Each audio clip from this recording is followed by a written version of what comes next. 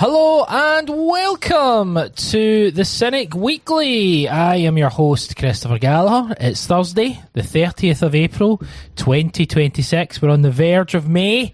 We are coming to you from roasting hot Glasgow. Cambuslang is scorching. And delighted to say we are also joined by our very good friend Barry Gallagher. Hello Barry, how are you, sir? Very well, thank you. Enjoying the sunshine, and as you say, we're getting into May, where the season will, either way I suppose, draw to a close, and I feel pretty positive after the last week or so looking forward to discussing with you guys tonight. Great stuff. We're also joined all the way from Liverpool. I'll never do that again. Oh my god, instant regret, embarrassing. Hi Scott, you're in Liverpool, how are you? No, that was all right. I've lived here for 8 years, and mine is probably worse than that, to be fair. Good. My Scouse accent. I am all right. Yeah, sun's in the sky. Celtic are doing slightly less shite. John Higgins is doing well at Crucible. It's a good time to be a Celtic there. That's it. Bloody love the bloody snooker. I've been getting quite into it this year, and then I'll just never watch it again until this time next year. Pot all the balls, Barry, I'm led to believe, with the snooker. That's right. That's it. Quite the... I don't know. I was come on. Come on. Saw my career flash before my eyes there. Come on, you're not working at JP Morgan, all right? Calm down. Bit of topical fun there, guys. Listen, I've just been looking at, obviously, like, the amount of people listening to the podcast, and it seems like the weekly we've had quite a boost over the last couple of weeks. So thanks to all the kind of new listeners. I just thought we'd do a quick thing where we've been podcasting and covering Celtic since 2011. We're formerly the 90-minute Cynic, and thanks for getting on board. You can check out thecynic.co. Where we've got a subscription service. We do about 30 podcasts per month. We've got live shows. We've got lots of free content. If you go into the cynic.co, you'll find lots of free content, even if you're not a subscriber, of lots of features we've done over the years. Some really good stuff. There's a whole collection of contributors. We podcast almost daily. So, thanks for everyone who's got involved recently. We really appreciate it. I think we've got a live show coming up on the 24th of May. I believe there's 4 tickets left.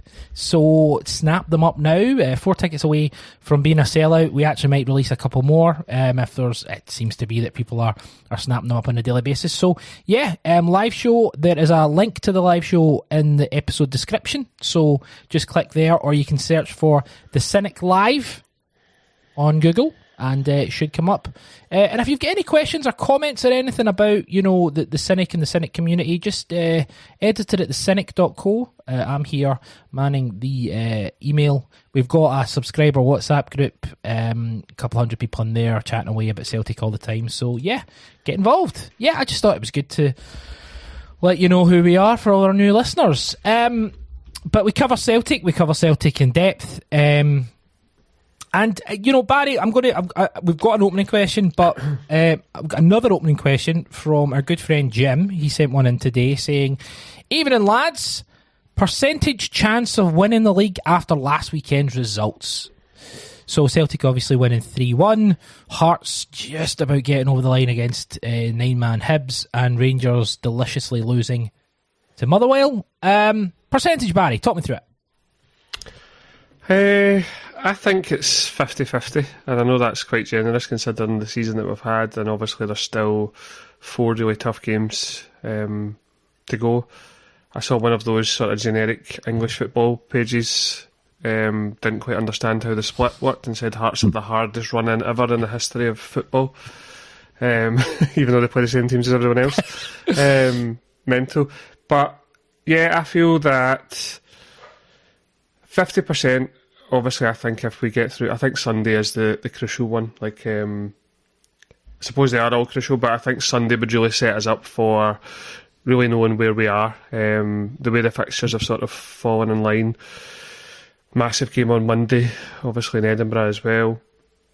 But I feel that for some of the reasons are the players that we're getting back. I thought AJ, even though it was a kind of brief cameo on Saturday, I know we'll come on to talk about that, but I thought the boost he gave, the reception he got, you could just see the quality that he's got. And sometimes when players come back from injuries like that, they might be a wee bit sort of reluctant to bust the gut, but it was almost as if he was willing to put himself to the test to see how fit he really was, and he was getting up and down that line really well. I thought him and Tanecki actually linked up really nicely. Arne Engels has made a difference as well, on and off the ball, I think. I think that the amount of ground that he covers, obviously his delivery as well, from set pieces, but also in sort of gameplay as well. And Daizen Maeda seems back to the kind of form that he was in at this stage last season. So there's plenty to be positive about. That could all change very quickly. I'm not naive enough to think that. Like, we could be sitting here next week in the depths of despair. But the sun's shining, I'm choosing to be positive, so I'll say it's 50-50 for us. 50-50? Okay, sure, I can deal with that. I can work with that. Scott, what's your percentage? Yeah, I'm just going to copy Barry and also say 50-50. I think if Hearts had dropped points on Sunday, we would be probably sitting here maybe even saying 55-60%, which is quite a remarkable turnaround in a way, because I think the last time it was discussed on a podcast where he at confidence-wise, might have been the weekly, one of the weeks I wasn't on. I think Barry and Stuart were both saying about 30%, and that wasn't long ago at all. Yeah. So it does show you that the overall things are trending in our direction, but for a shite bag such as myself, I would say they're not trending quickly enough or dramatically enough. We've all been doing the sums in our heads of all the different permutations for a while now, and I didn't have any kind of plan of Celtic winning the league that didn't involve Hearts dropping points away to Hibs. I was really banking on it, and that was really as pleasantly surprised as I was by Rangers dropping 3 points against Motherwell.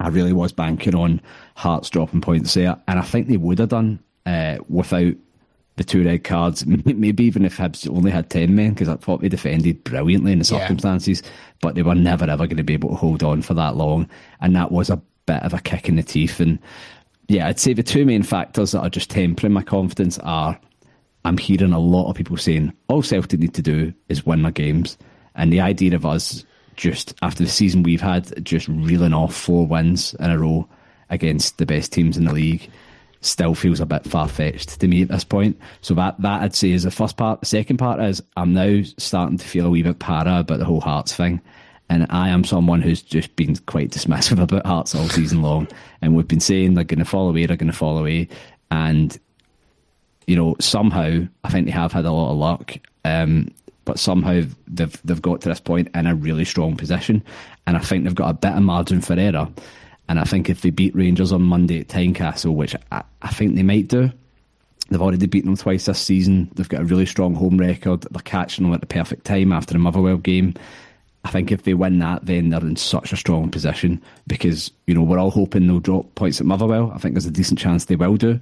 But if they beat Rangers, they'll be in such a strong position they can probably afford to do that, because I don't think they're going to drop points against Falkirk, and then they'll go into the last game of the season with a chance of winning it against us, probably.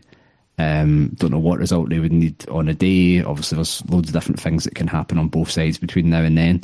But I'm a wee bit, we can keep talking about how they're not playing well, and they certainly didn't play well on Sunday. But can they continue just grinding wins out and getting those little bits of luck between now and the end of the season? Maybe they can.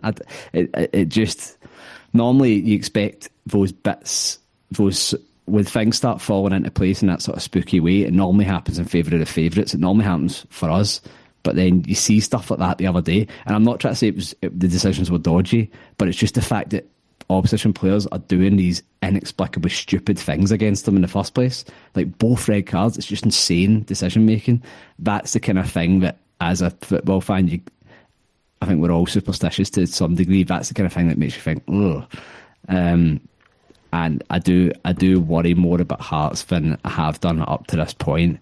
I think we are certainly capable of beating them in a big one-off game at Celtic Park on the last day, but it's just the idea that we might need to beat them by a certain amount of goals or something like that freaks me out a bit.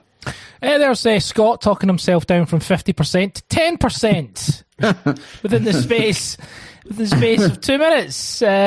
Really working yourself into a shoot there, brother. Yep. But no, listen, hey, 50-50 I think is probably fair. But, there is concern that, Hearts don't stop winning and it comes down to the last day of the season and there has to be a swing. But, Barry, a question from our good friend Russell Ferguson.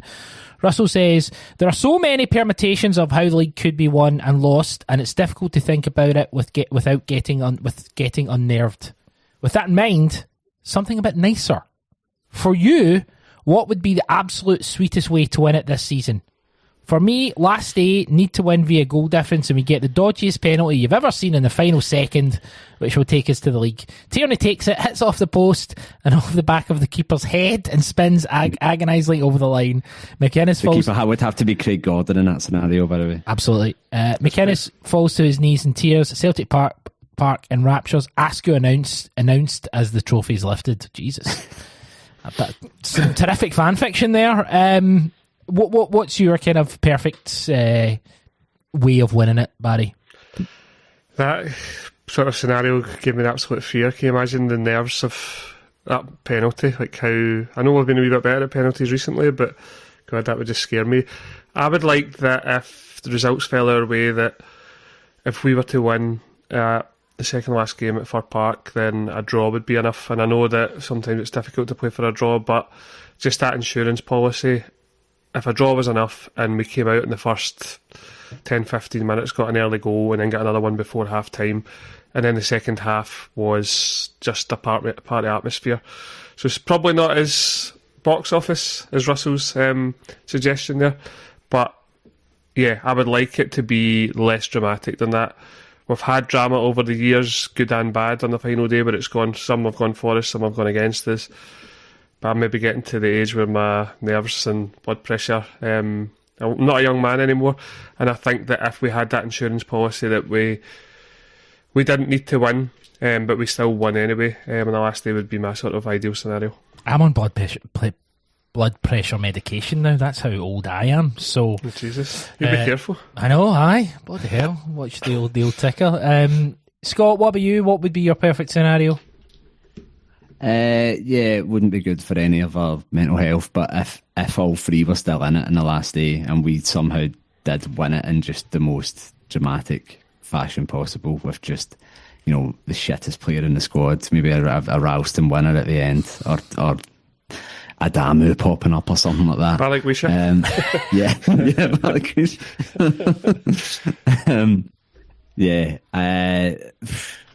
I thought a month or two ago, I was actually stupidly naive enough to think, maybe we'll turn this round to the extent where we'll get it done before the final day. But obviously, that seems quite remote at this point. But yeah, just whatever would cause Derek McInnes to turn the greatest shade of beetroot possible. Yeah, absolutely. Can I interest anyone in Hearts and Rangers drawing every game or losing every game for the rest of the season, and we win it with like a game to go? Can I introduce a really boring game in the last day of the season to lift the trophy? That would do me. That would do me very well. Obviously, Celtic defeated Falkirk 3-1. Myself and Barry were at the game. We'll get your thoughts and your thoughts, Scott, as well. Rangers, the Rangers game I thought was just one of those where Motherwell was so far ahead at half time. They were two goals up, but they should have been like way further ahead. Rangers clawed back. There's almost something sweeter, Barry, about the fact that they clawed it back, and then there's that sucker punch right at the very, very end, just to really stick it to them. There's something just as sweet about that. Yeah, because you obviously fear the worst, and the fact that Rangers got the equaliser with plenty of time to go. There was also some crazy chances they had, kind of two bites at the cherry, the one just before Motherwell scored, and it was like they rallied, and obviously the no surrender chant was going up, etc., and then Motherwell just got the park and sucker punched them, so that was great. And it's funny, you mentioned on the agenda about you didn't change over because you couldn't find the remote. I was the exact same. Again, maybe that says more about our age that we can. And then it was such a shock when they scored, and delighted with it. I thought Motherwell were exceptional. Obviously, Rangers' first goal was the slip, which you can't legislate for, and I suppose that kind of took the momentum away from them and put it all on Rangers, and obviously Rangers were going kind of all or nothing. But the way they composed themselves to go up and win was exceptional, and it's maybe a sort of different discussion, but I think it really impressed me because I know that it's kind of been a kind of roller coaster in terms of my opinions on Askew, because there was maybe about 2 months ago where I was really all in after I think there was a to beat St Mirren, maybe 5 or 6 at Love Street or St Mirren Park, and I was really all in there, and then when it came to the crunch time they kind of fell away a wee bit, but they were exceptional all over the park, and it was often said under Postecoglou that we were greater than the sum of our parts, and I think that's very much the system, and his man management is obviously greater than, with all due respect, the quality of player they have there. So yeah, really exceptional performance for them, but as you say, the fact that you were in such a high at half time thinking, right, this is a wee bit different from the Falkirk game a few weeks ago, because Rangers managed to get one back just before half time and that kind of changed the course of the game, and then to suffer the sort of the pain of them coming back, but for Motherwell to go and do that, and like Scott says, it's just a shame we couldn't have got like the Hearts game to have finished a draw with Hibs, but we can't be too greedy, and it's really sort of changed the perspective of how the season might end, but again with the caveat that I think that could happen every weekend, either way, that one result completely changes it for the other two, etc., and vice versa. So yeah, great to see, and a really impressive performance from Motherwell. So yeah, a good weekend all round. We are second, 70 points. Hearts are top, 73. Rangers are one behind us on 69. Oh, naughty. Goal difference wise, Hearts will get 31. We've got 26. Rangers will get 34. So goal difference really is difficult to navigate. It would need, quite a swing depending on how it's going. We are not trending that. It doesn't look like we're going to go and start scoring lots and lots of goals. Maybe Hearts will score just the odd goal, so it really is if we can score 2 for every 1 they score. I don't know, I'm just trying to think off the top of my head. But Scott, in terms of the Celtic performance, 3-1 against Falkirk, Daisen Maeda back in the habit, like Sister Act 2. What was your thoughts? What was your thoughts on that? That's his favourite film. Is that right? Aye, that makes sense. Aye. No. If I can just quickly add about the Rangers game, I thought the body language and the psychology, without trying to be too much of an amateur psychologist about it, I thought that was fascinating at the end, because they looked like they'd lost the Champions League final. Like, there was players on their knees on the pitch, and there was barely a fan left in the home areas of the ground. I mean, we've said before, when we went there and won in penalties, I thought I was just going to kill them mentally, and it didn't really, and maybe this won't either, but that have taken its toll, I think.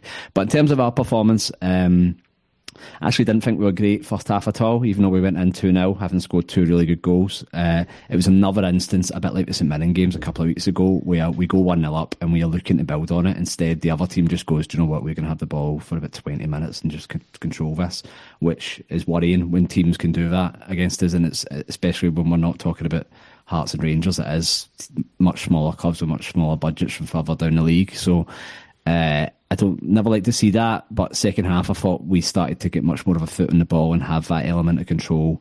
Probably should have scored more goals. It got unnecessarily nervous, obviously, after the goal they scored, but we did get that second win towards the end, and as you say, the goal difference is always in the back of your mind. That there was that Dyson chance. Was it offside anyway? But he missed a shot.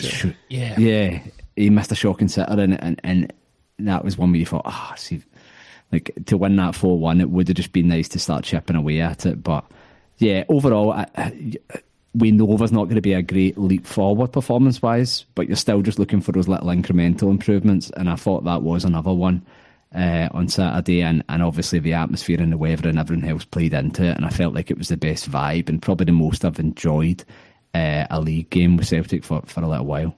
Since Motherwell, probably. Yeah, great stuff. This week we talked about it. We had a reaction to the game. We spoke about it on the agenda, and then we did a debrief with our good friend Will, and we kind of broke it down from a stats and tactical point of view.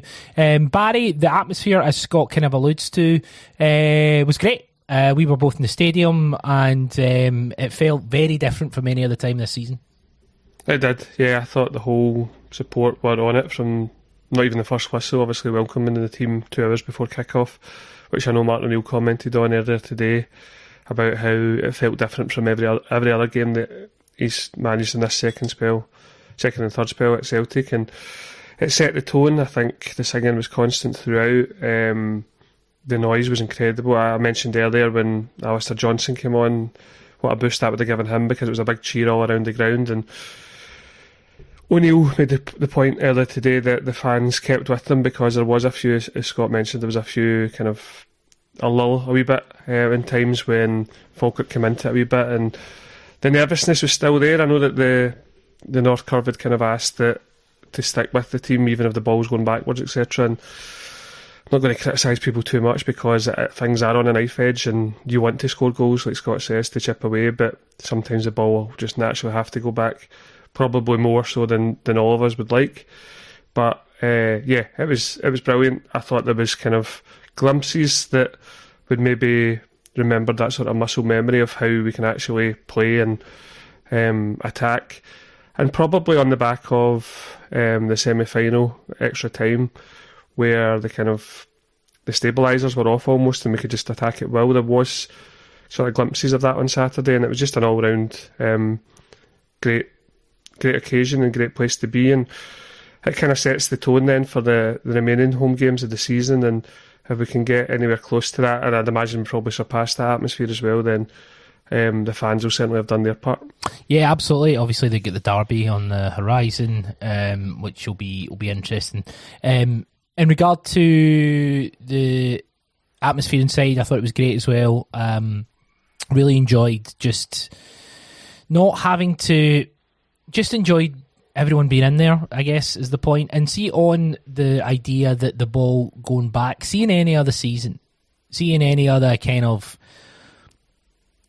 any other time in any other part of the season, I think we're a very intelligent fan base. I think we're very aware that you have to pass the ball back to keep possession at points.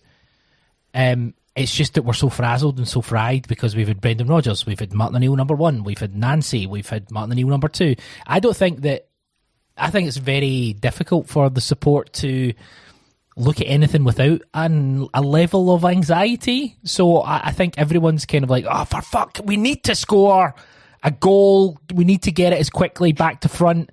But at the same time, you need that insurance of keeping the ball and keeping possession. And we've talked about control over the last couple of weeks a lot. And there is a need for control at points. So I understand why people are frustrated that the ball's not going forward. I can understand why people understand why we need to keep the ball and keep it rotating and stuff. But essentially, everyone's kind of right with their initial kind of feeling on it, Scott, because this season will probably be talked about either a lot over the next couple of seasons or not at all over the next couple of seasons, depending on how the title race goes. It doesn't feel like there's a lot we can learn from this season, all said and done. Yeah, and the thing with fans is, in those kind of situations, is it's difficult to unlearn habits, I suppose. Like, particularly when it comes to those small margins, normally we don't really have to worry about them.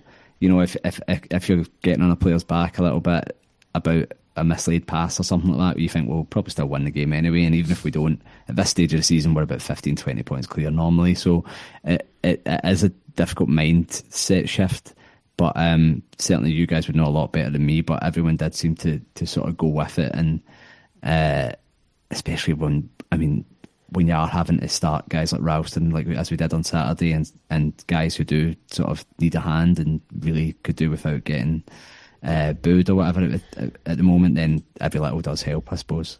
Yeah, we'll come back to the Hibs game. Did you want to come in there, Barry? Sorry? No. We'll come back to the Hibs game and in a couple of minutes or towards the end of the podcast. Celtic have just released a video with Brian Wilson discussing the kind of fan engagement. It's a 4-minute video. At the beginning of it, you wouldn't know that anything was wrong. Everything's fantastic, Brian. Celtic top of the league. We're doing second in the league. We're going to win the league and all that, and everything's great. Which I get. Listen, they have to kind of bump it up. I get that. But essentially, Brian Wilson talks about how the 3 points that he mentions: a new investment in supporter engagement in a supporter engagement department. Don't really know what that means.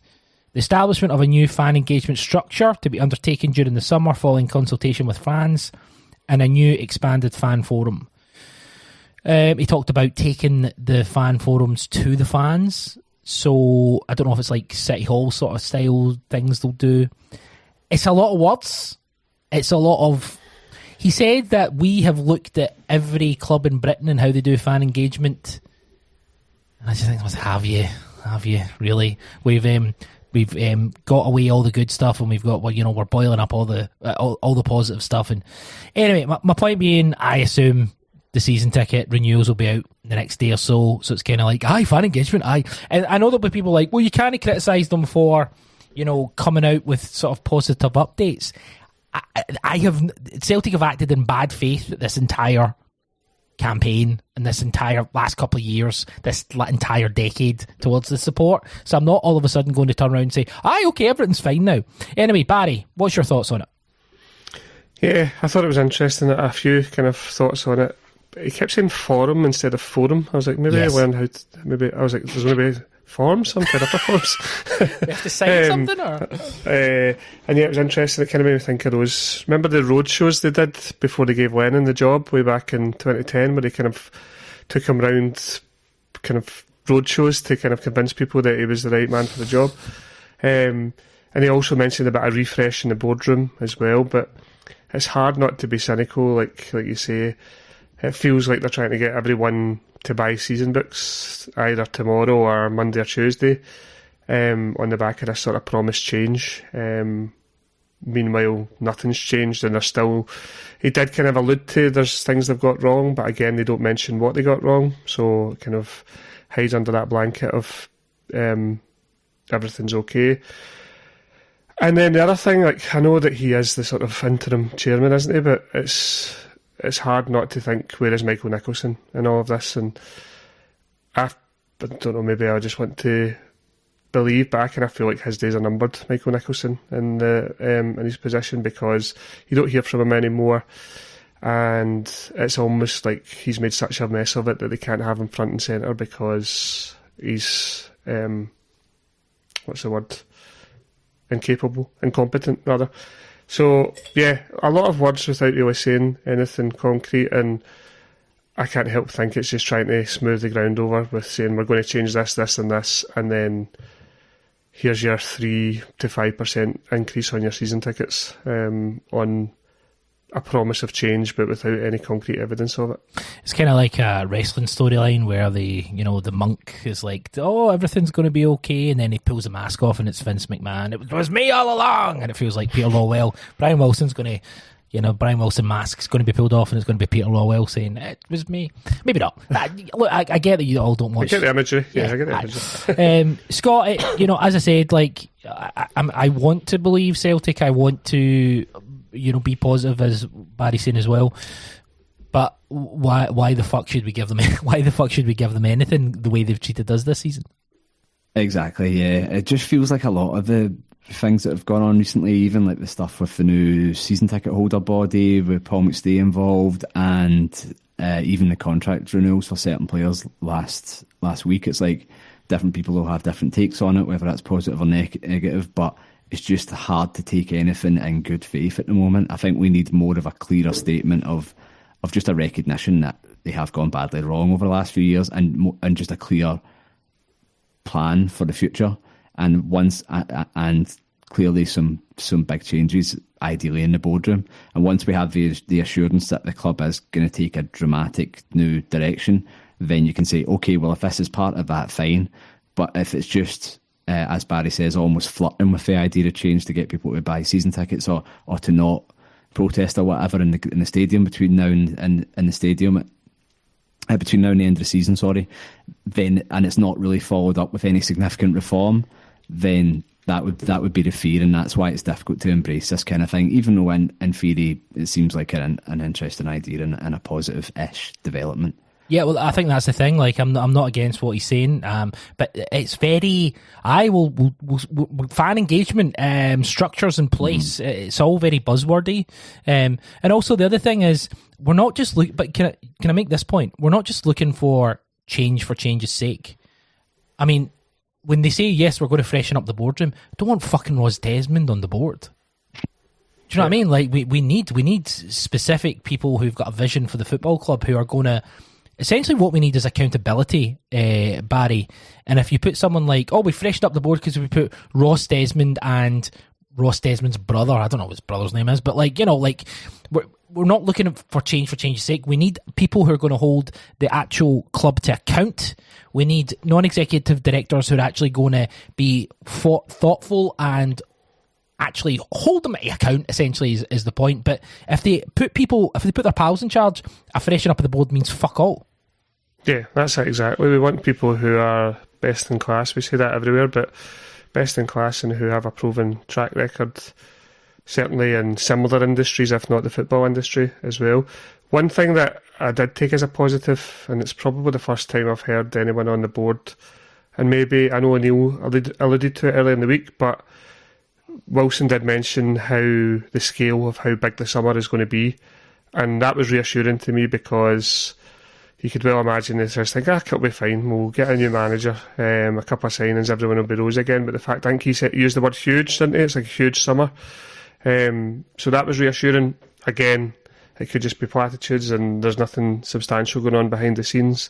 He was kind of at pains to say that things are, kind of contradicted himself. He kind of said things are going on in the background, but the focus is these next 4 or 5 games. I thought, like, surely you can be doing both. It's not like he needs his boots on.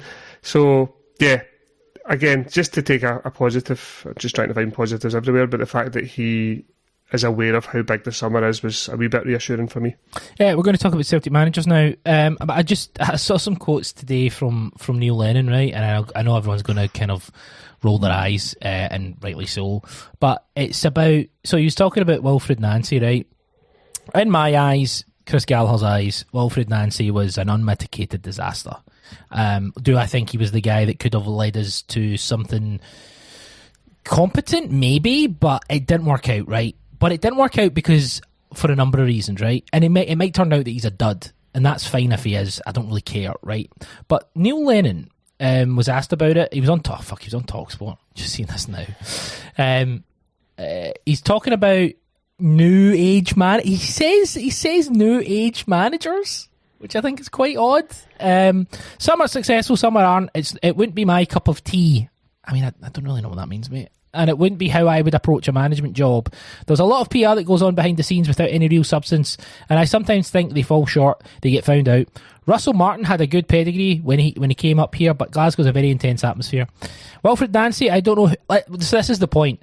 So Neil Lennon is like a board stooge. I think we're all aware of that. He's like, you know, the way he bats for the board is unparalleled.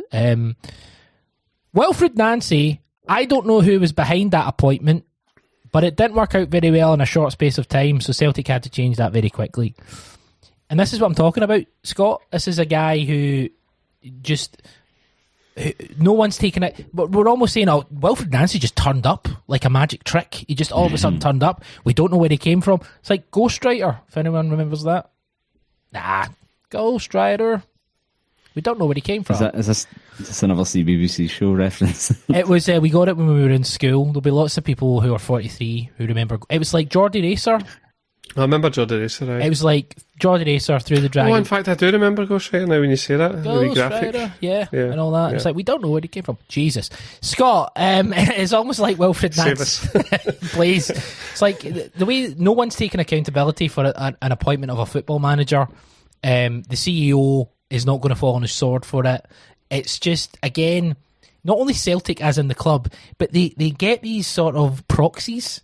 Neil Lennon, Scott Brown, Paul Lambert, all these guys to come out and defend them. It's quite odd. Yeah.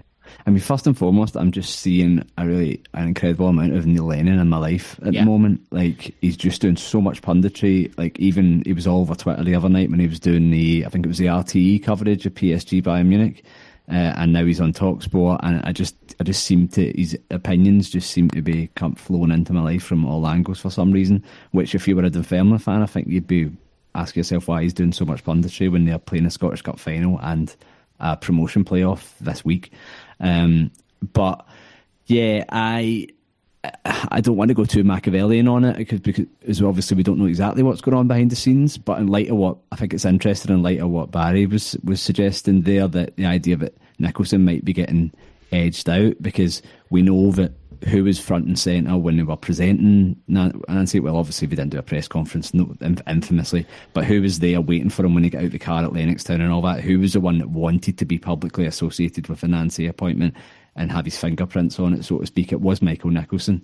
So interested for Lennon to be taking a little dig at that now would maybe chime with that idea that he is potentially, hopefully, on the outs. Yeah, that's a great point, Barry. Yeah, I think that, as you were reading those quotes there as well, I totally agree with what Scott's saying there. It's almost like kind of changed the narrative a wee bit, because we'll all remember, even when Rodgers was still manager, the derby just after the window closed, and it was so strange how much Lennon was going to bat for the board, almost getting angry with Chris Sutton for daring to suggest that the transfer window was a disaster. Remember that?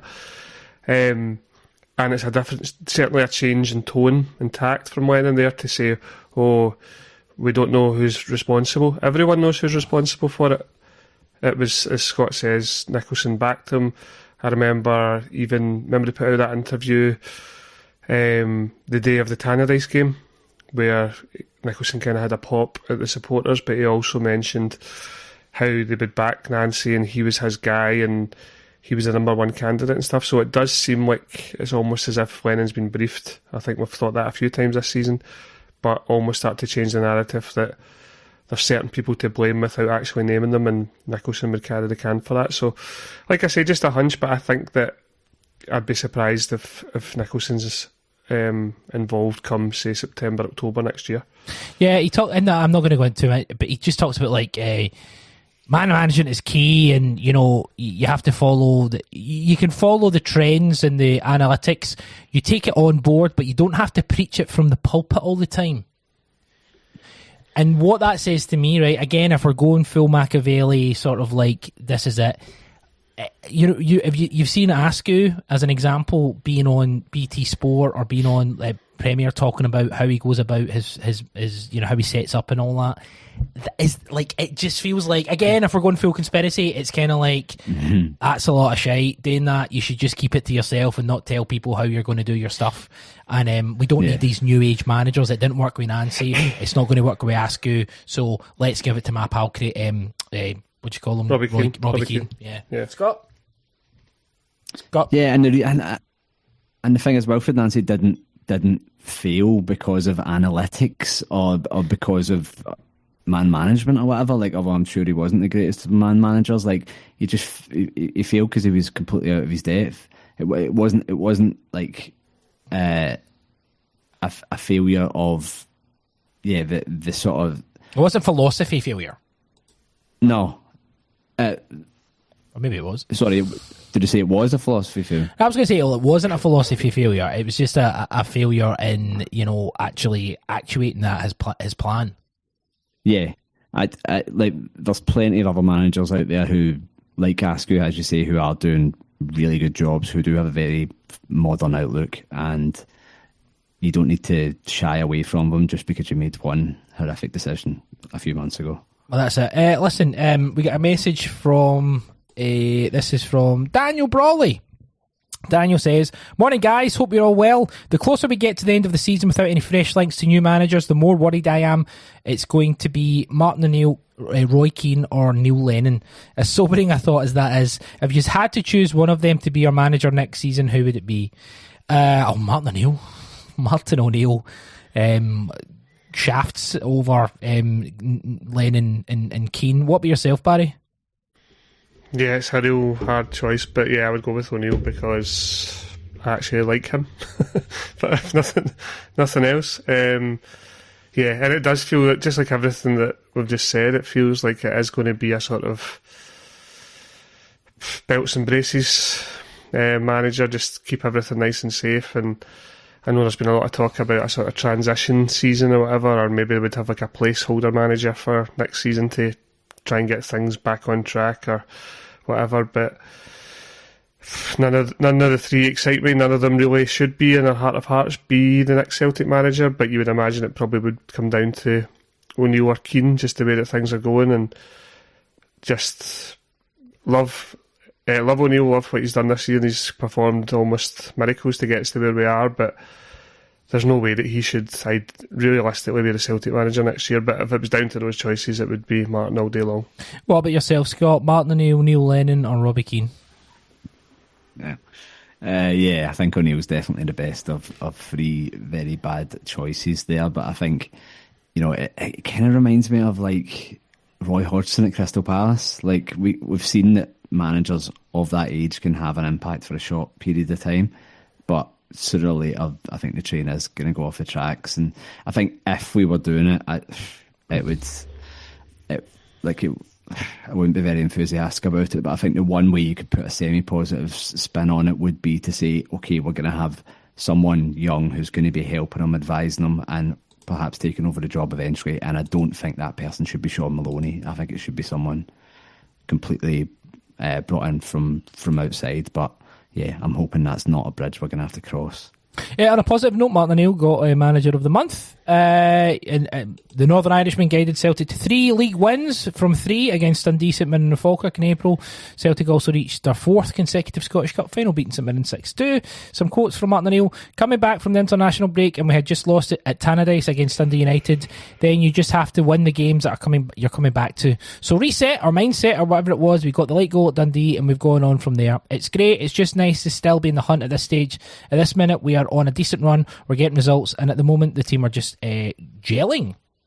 O'Neill senses more unity at the club. Talked about the Green Brigade, even the welcome he got when the bus pulled in, which is what Barry mentioned before, and before the kick-off. That's not been around for some time. The support we got was magnificent, absolutely magnificent. They stayed with us. It was lovely to get that feeling at Celtic Park. That's good. I like that. Even at 74 years of age, it's still actually nice to get it in terms of the Manager of the Month. But this is for work by the players and the coaches, and I have seriously played a little part in the proceedings, but not as much as I should be getting this award. Look, again, Martin O'Neill, one of the greatest Celtic icons ever. He's done a hell of a job. Please God, let him win a double. Please God, let him ride off into the sunset. I don't want him to be involved in the football club moving forward for his own sake.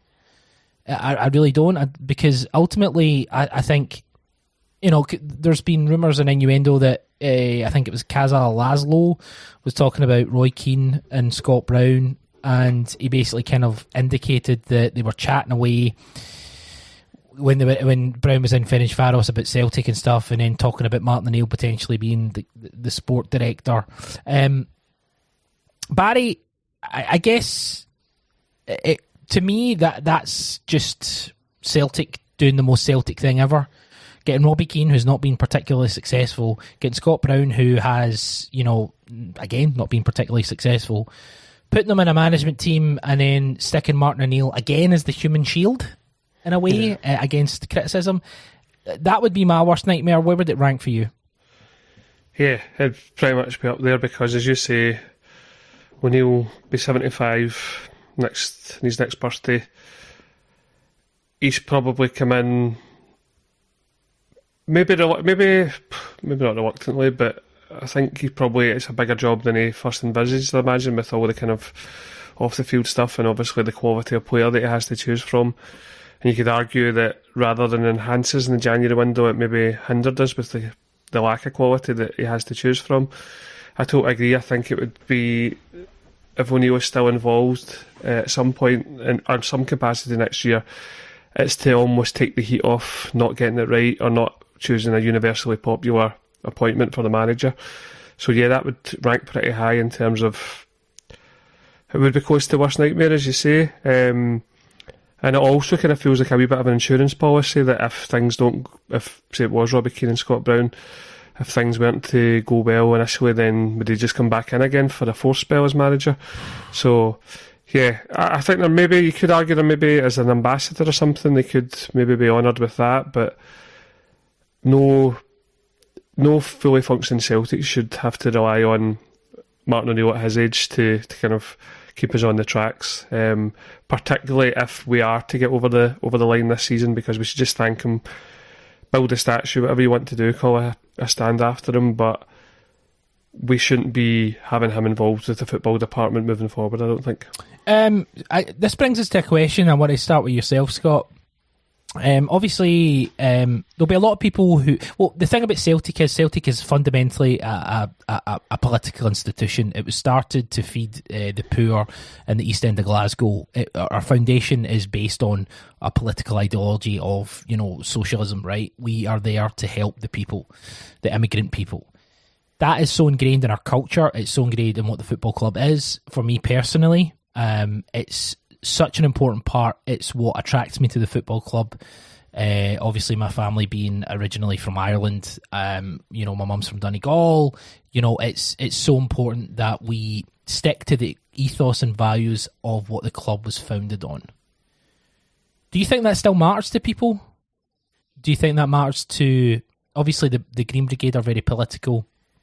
You can just see that from the support for Palestine and for Irish reunification, for Scottish independence. They're openly political. They wear their political opinions on their sleeve.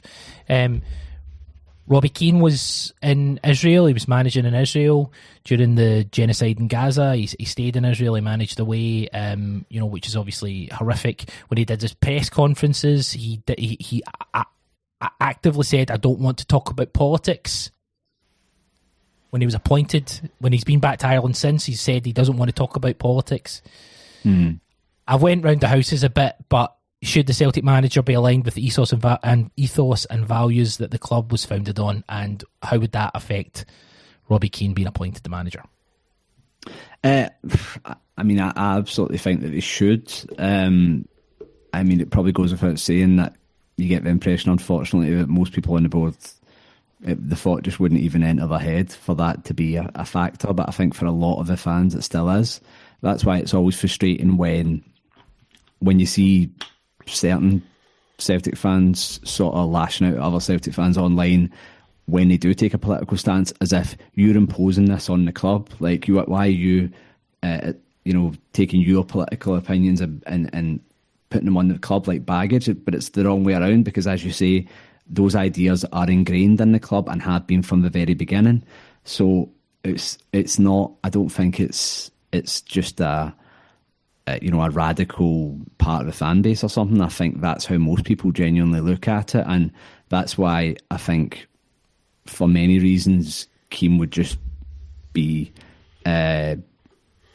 he would be getting off on the wrong foot in so many different ways if we did make a mistake of going out and hiring him. I mean, I had a look today that they're kind of the whole idea of hiring Robbie Keane, even if you can put all these things to one side, which I don't believe we should, but even if you could put them all to one side, the whole idea is predicated on, he's doing a really good job at Ferencváros.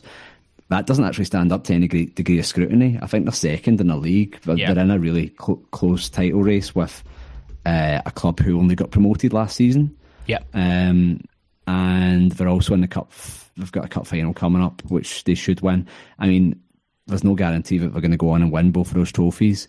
I know they did okay in Europe this season, but they eventually got utterly smashed off Gus Lagerbeek's Braga. So I don't think he has, even if I was comfortable with putting all that stuff to one side, which, as I say, I am not, I don't think his CV even stands up to scrutiny in the first place. What about yourself, Barry, in regard to that political ideology? Should it be, or what's your thoughts? I couldn't help but I saw that on the rundown earlier when you sent it across, Gall, the Willie Maley quote about it's not the man, it's the man himself.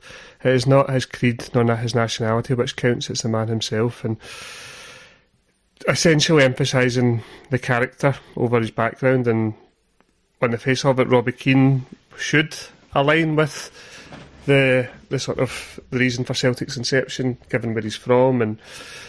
But yeah, I think it's unforgivable the way that it's almost like he's on the defensive. Like, I think he knows deep down that he shouldn't have been out there. He could easily have decided to come back when the atrocities were being committed, still are. But yeah, it wouldn't sit right with me. And again, I can't help think what Scott was saying about how when it starts to cause sort of fighting across the support. I would hate to think that people would just say, "Oh, just forget about it," because he goes in a 5 or 6 game winning run, because that's not what Celtic's about. So I would hate for us to be in that position in the first place, but yeah, I think it's right to challenge it, and it is not sort of in line with the beliefs of the club and the majority of the support. So I think it's a non-starter and something that I would really hate to come to fruition. I've said it before and I'll say it again. Celtic is like, you support Celtic however you want. No one's telling anyone how to support Celtic, right? If you want Robbie Keane, that's your prerogative. I think Celtic are more than a football club, and I think that is ingrained in me. And that is the point. Celtic are more than a football club because stuff like this shouldn't be allowed to happen, because there will be a reaction, because they're not going to let fan media in. But if we got into, and I'm sure the club will listen to this, if we get into the football, if we get into do fan media, the first question I would ask is a question about why were you in Israel? Why were you in Israel at that time? What did you do? Why did you decide to do that? Tell me your political opinions on this and that. And because fuck it, we're not going to get in now, so it doesn't matter. Like, how can you sit and look at yourself in the mirror? Anyway, it's a football podcast.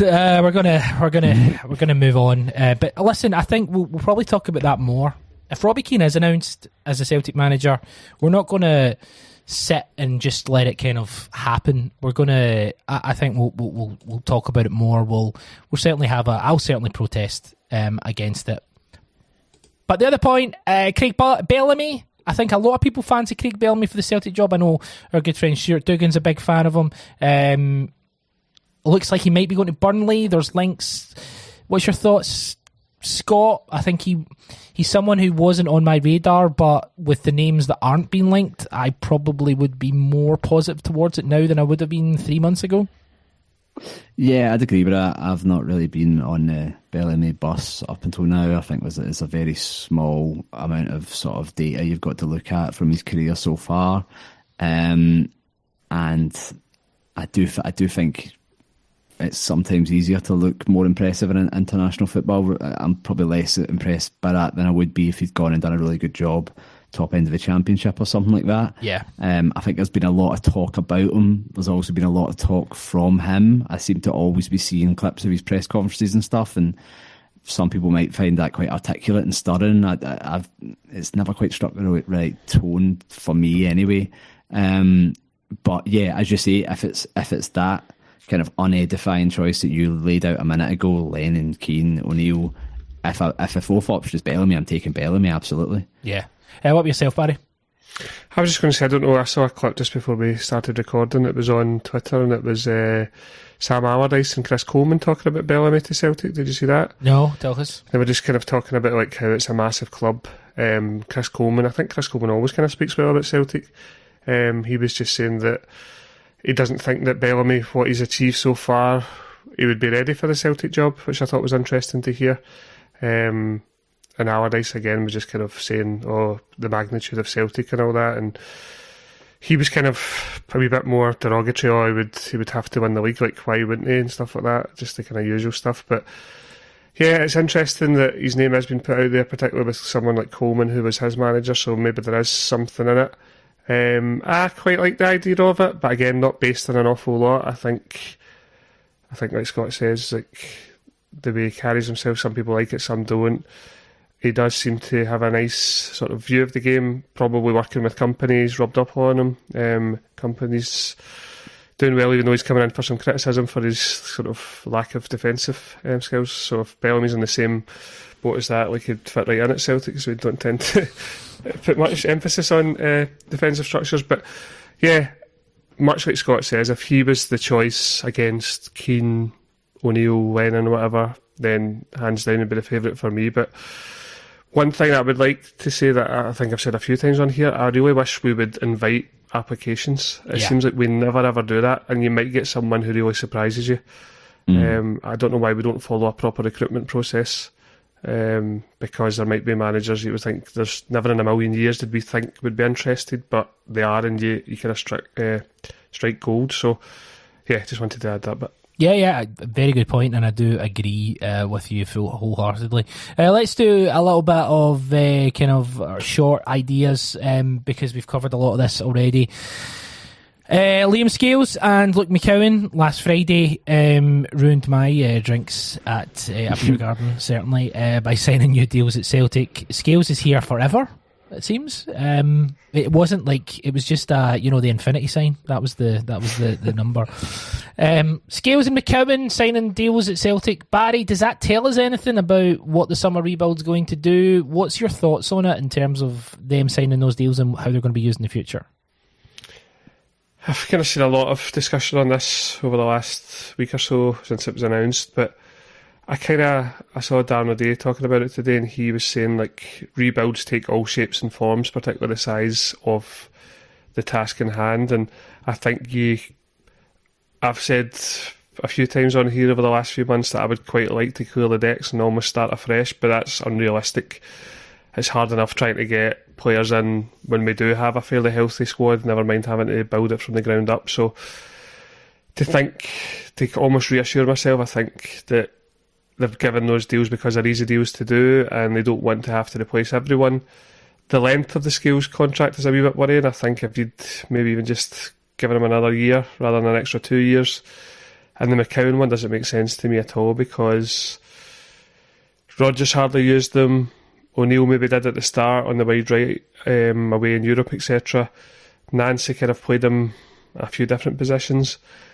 And I think Stuart made the point last week where O'Neill was kind of effusive in his praise that any manager coming in would want to use them. But you saw that Nancy just discarded Scales straight away. Like he realised he could not play for him.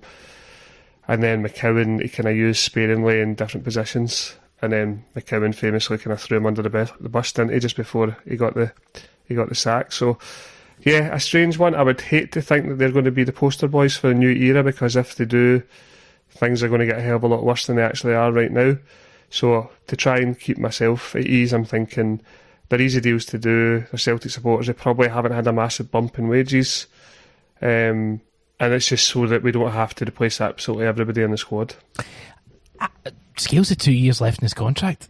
You know, it's not the McCowan one. I still think you're in the driving seat with Luke McCowan, because essentially, if you say to him, right, give it, you can't speak to anyone until December, so we'll speak to you in October, see how you're doing. I can get how you're thinking, Barry, in terms of all those kind of points. I'm not convinced. What about yourself, Scott?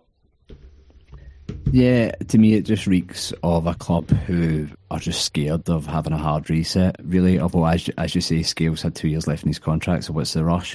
But it just felt to me as if they were trying to mitigate the impact of having that kind of huge squad turnover in the summer.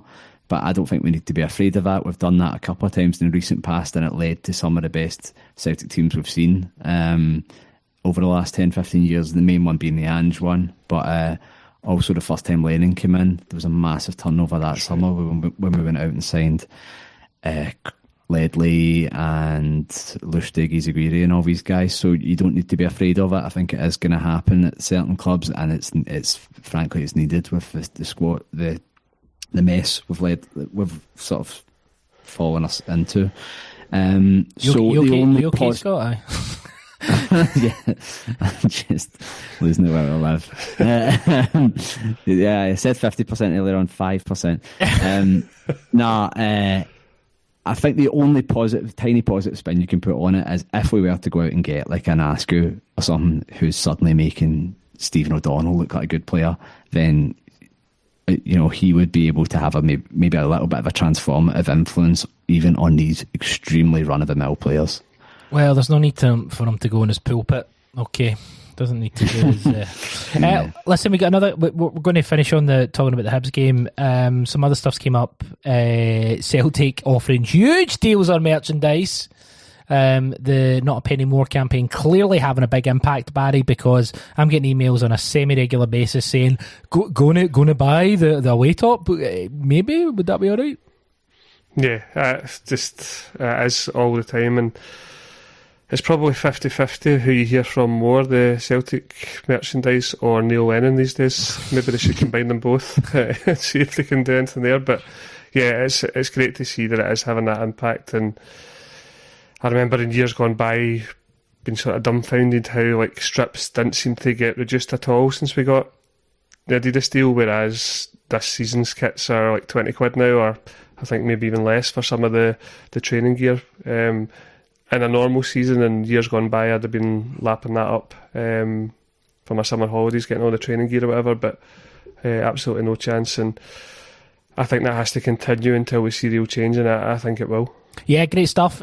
Scott, just keep them wanting more. Keep them wanting more. That doesn't make any sense. Keep them at bay. Don't buy the merchandise from Celtic, Scott, is what I'm trying to say.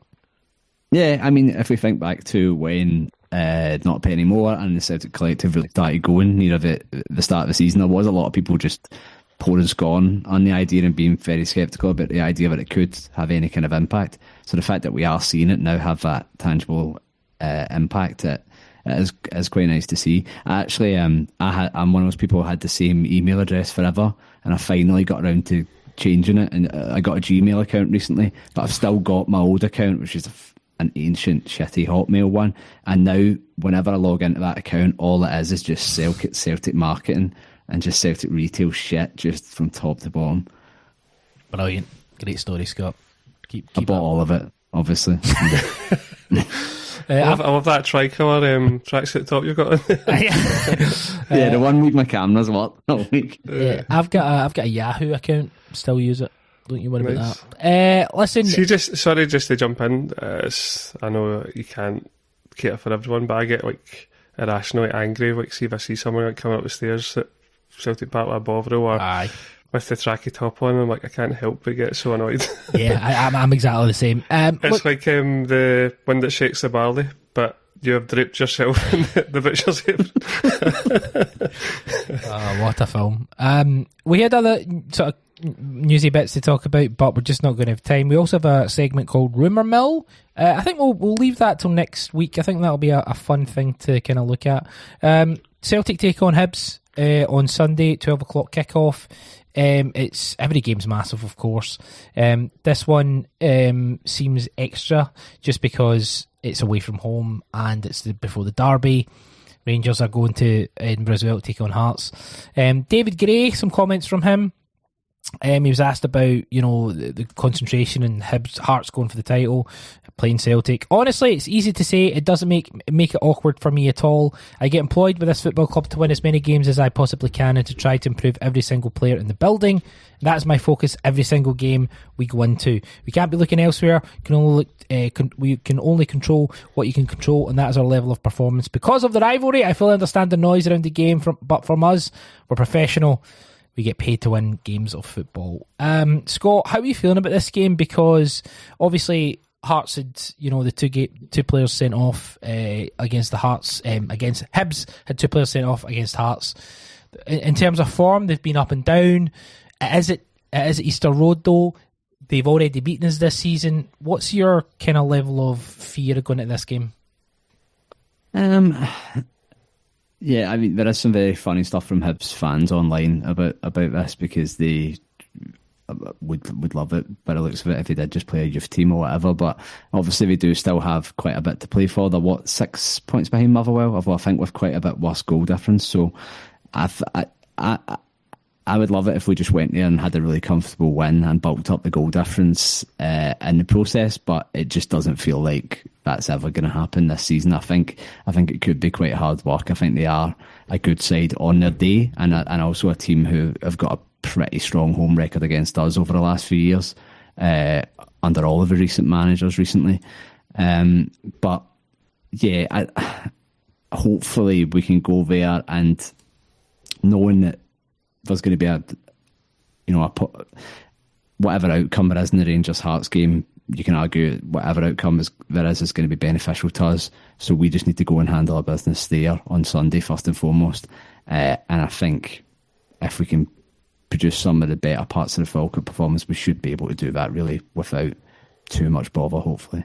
Barry, they've got Chaiwa, they've got McGrath, they've got Elding and Boyle up front. They've got some really good players, Nicky Cadden, although I know he might be injured.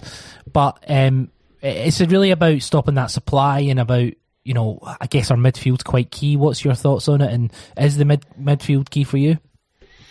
I think so, yeah. I know we haven't really touched on it tonight, but just the whole Hatate thing is quite frustrating. Obviously, we don't know what's going on in training and whatever, or if anything's been said, but I remember when we played there early in the season under O'Neill, I thought Hatate and Engels that day, and McGregor to be fair, were instrumental in how we played. I know Engels scored, but yeah, I think we mentioned earlier, I think having Engels back is huge. Ideally for me it would be McGregor, Hatate and Engels as a midfield three. I don't think it will be. I think it'll probably be Nygren, and I just hope that there's enough legs in there for us to get the job done. It is interesting the thoughts around it, because I know most Hibs fans would prefer it if they lost, and we've been there in the past before. I remember a game at Tynecastle where we ended up losing 3-0, and I remember being quite happy because it meant that Rangers finished third. And then there was the Aberdeen game on Trophy Day a few years back where we lost, and again that made Rangers third as well. So I think people try and be high and mighty about it, don't they? I remember Postecoglou, when he was at Spurs, getting really frustrated that their fans wanting them to lose to stop Arsenal. But these guys, they might say they've been football fans, but they're not tribal like we are, and you can appreciate how much the hatred of your rivalry and the fact that Hibs fans would have to live with that forever, really, that Hearts became champions. So, well, I don't think that might translate to the pitch. It might make it a wee bit awkward, and I just hope Celtic are able to sort of capitalise on that. So, as Scott says, just get the win done. If we could claw back some of the goal difference, even better. But if you were to offer me a 1-0 victory now, I would bite your hand off, as it were. Yeah, absolutely. Just looking at the Celtic team that lined up against Falkirk, I think it's probably going to be the same team with the exception of Alistair Johnson, Sinisalo in goals, Ralston, Trusty Scales, Tierney. I think AJ might start. McGregor, Nygren, Engels. I think that'll be the same. Maeda up front with Yang and Forrest. I think that probably will be the same. What about yourself? Any changes for you, Scott, that you could see coming in? Obviously, Alistair Johnson, we don't know any of the other kind of injured players, but do you think it'll be very similar to how we play the lineup versus Falkirk? Yeah, it feels like almost by accident we're edging towards, just through trial and error and people coming back from injuries, we are edging towards the right lineup. I still think there's a big problem with the midfield. To agree with Barry, the continuing absence of Hatate, even for the bench, the fact he's not even getting off the bench against Falkirk, for example, is really inexplicable and frustrating. But we'll see. I know you guys have spoken about the idea that he's maybe being held back and then he's going to be unleashed in the last few games, which would be nice. I would suggest if that doesn't happen in this game, then it's probably just not going to happen. Yeah. But yeah, I would be happy with certainly with that back four if AJ comes in and it stays the same. And up front, I mean, is it ideal for James Forrest to be starting games like this at the business end of a season with everything that's at stake in the year 2026? Obviously not, but does he offer us a bit more guarantees than someone like Taneki at the moment? Unfortunately, he probably does. So I think that probably is the best decision. And then it just comes down to whether you can justify keeping Nygren in the team at a time where he isn't scoring goals, because as we've spoke about all season, other than the goals, there's not a great deal else in terms of legs, pressing, use of the ball. So I'd probably quite like to see him drop out for this one, but we'll see. What about yourself, Barry, with that lineup? Any changes you'd make? Forrest is the one for me as well. I know that you and Will spoke on the debrief about it's much of a muchness, isn't it? Like whoever starts tends to not play well, and then the cameo of the substitute, because it's new and fresh and maybe defenders are tired, gives you a kind of fresh impetus. But it's hard because you don't want to sacrifice that first 60 minutes with someone who's kind of going through the motions, whether we like it or not. So I think Forrest probably will start because of the kind of experience and course and distance and that kind of point of view. But I think I mentioned earlier, I thought Taneki on the right. Remember Rogers said he couldn't play there? That seems like a million years ago. But I thought him and AJ linked up really well, and if we could get a good 15-20 minutes out of Taneki, then you would hope he would be more direct. And almost feels when he's on the right, he's less likely to run the ball out the park, which he tends to do a lot when he's on the left. So the other thing I was going to say, I hope Callum Osmond can make the bench, because I know we're pinning a lot of hope on a guy who's played 3 career games, but we're crying out for something fresh on up top, and if he can provide some sort of spark, then it could be crucial in the running. Absolutely, couldn't agree more. Let's hope we do get a bit of freshness, a bit of spark. The game is at 12 o'clock on Sunday. We will have a reaction straight afterwards, recording and going straight up. If you are interested in getting involved and subscribing to The Cynic, check out thecynic.co or go to Patreon and search for The Cynic. And as we say, upwards of 30 podcasts per month. Lots of different features, lots of different stuff, and we've got a couple of tickets for the live show if you're interested. Get involved. Hearts versus Rangers on Monday afternoon, evening. You going to watch it, Barry, you think? I think so. All depends on what's happened on Sunday. If Sunday doesn't go our way, I might be hiding under my duvet for the rest of the week. But yeah, it feels like the biggest game in years, doesn't it? All going well. So yeah, we haven't really covered it, how we hope that game goes, but I wouldn't really like to comment until I see that we've done. If we win, then there's probably a couple of ways that would benefit us, but we just kind of need to sort our own business out first. It's like that meme of the guy lying with his side away from his wife, and she's saying he's thinking about girls, and it's like, no, if Celtic win this game and all that stuff. Scott, will you watch the Rangers game? You think Rangers Hearts? Yeah. Obviously, it's a bank holiday and all that, and hopefully it's good weather. And I quite like the idea of just going straight from work and watching it. And still haven't worked out what result I want from it, but I do like the idea that it'll at least give us a bit of clarity. If it is a Hearts win, for example, then Rangers are pretty much done, which would be nice. Obviously, we'd still be in danger of losing the league, which is terrifying. But anytime for sure Rangers aren't going to win it, it's always nice. I'm looking forward to it, and I think the way both those teams are playing, it could just be chaos, but it should be entertaining nonetheless. I just hope both teams lose. Yeah, I liked Lorenzo's sinkhole idea the other day. I'll sign up for that. Yeah, absolutely. Listen, we've had lots of podcasts already this week on the Cynic. Monday with the agenda, Tuesday with the debrief. You listen to the Cynic Weekly. Tomorrow we've got the weekend update, looking ahead to the weekend's games, and then on Sunday we'll have the reaction to the Hibs game. It's huge, it's massive, but we're here. And we will cover it all. I was going to say Lorenzo. Fucking hell, you're in my head. Scott, a joy. Speak to you soon. Mon Hoops. Nice one. Thanks for having me. I was expecting a little bit more pomp there, but okay, that's fine. Nice for having me. No bother. Fucking hell. Barry, a joy. Thank you very much. Let's bring it home. There you go. You could fucking learn. Scott. Don't know why. That's a shocker this week. Scott, a joy. Barry, a pleasure. I'm Chris Gallagher. This has been the Cynic Weekly, and we'll speak to you down the road.